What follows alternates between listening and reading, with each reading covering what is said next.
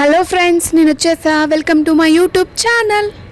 ఇంక ఈరోజేమో మా సిస్టర్ ఇంట్లో స్నాక్స్ లేవని స్నాక్స్ ప్రిపేర్ చేస్తుంది. మనం చూసేద్దాం, వచ్చేయండి.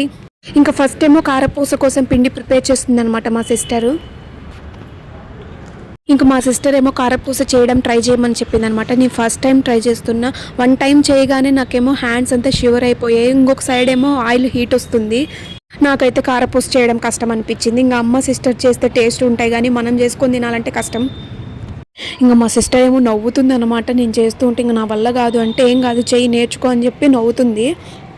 ఫైనల్లీ కారపూస చేయడం అయితే అయిపోయింది. ఇంకా నెక్స్ట్ ఏమో బూందీ ప్రిపేర్ చేస్తుంది అనమాట. ఇంకా అది నా వల్ల కాదని చెప్పి మా సిస్టరే చేసేసుకుంటుంది.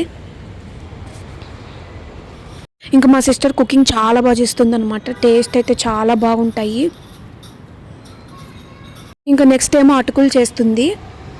ఇంకా అటుకులు చేసేటప్పుడు చిన్న టిప్ ఏంటంటే, ఇలా జల్లెడ గరిటెలో మనం వేసేసుకున్నామంటే ఆయిల్ కూడా అంత వేస్ట్ అవ్వదనమాట, ఈజీగా అయిపోతుంది.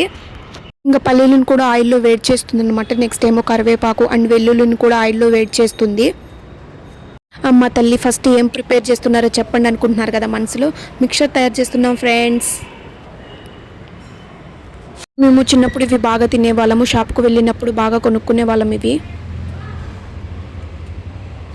ఇవి ప్రిపేర్ చేయడం కూడా చాలా టైం టేకింగ్ ప్రాసెస్. నాకైతే మా సిస్టర్ అయితే 1 అవర్లో చేసేసింది. అదే నేనైతే 1 డేలో చేసింటానేమో.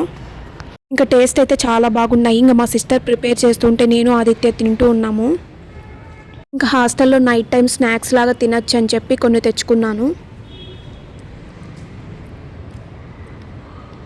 ఇంకా మనకు టైం ఉండి ఇంట్లో చేసుకోవడం చాలా బెస్ట్ అనమాట, compare to out side food. ఇంక ఇది చిన్నపిల్లలకు కూడా ఇంట్లో చేసుకుంటే పెట్టచ్చు. ఇంకా మిక్చర్ చేయడం అయితే అయిపోయింది.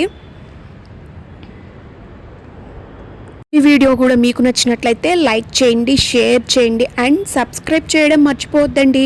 Okay, bye.